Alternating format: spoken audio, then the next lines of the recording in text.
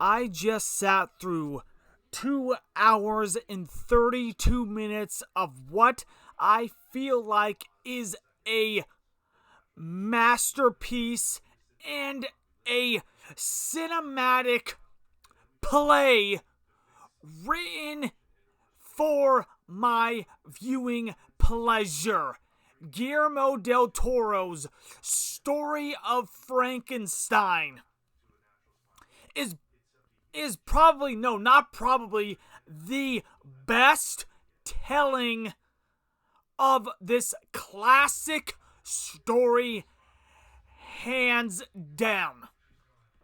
This man's directing and storytelling and his vision of the story is something to be absolutely studied. I have never sat through that long of a movie before and not got bored. The only other time was during Oppenheimer. But this beautifully blends gothic horror and romance. Two different genres and blends them together as we break down both Frankenstein and the creature in two compelling arcs for this movie. Before I get into those separate arcs, let's discuss how beautiful this movie is.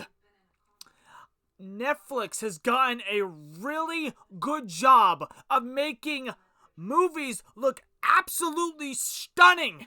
And dare I say, more stunning than some of the movies in the theaters today. I am so agitated that I was not able to experience this masterpiece, because that is what it is. It is simply put a masterpiece. I was not able to experience this in a theater on the big screen. Netflix, you need to get your heads on straight and release these in theater.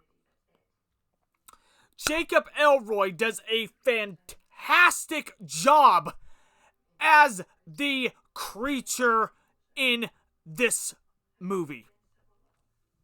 So yes, as I discussed earlier, it's broken down into two arcs. First arc is obviously Victor the Doctor, aka Frankenstein, and his entire reasoning for why he did what he did. In that story arc, that's just one half of this incredibly written coin. Because we already knew Victor was already not there to begin with, but his obsession with keeping people alive when they die, it's kind of what Victor does.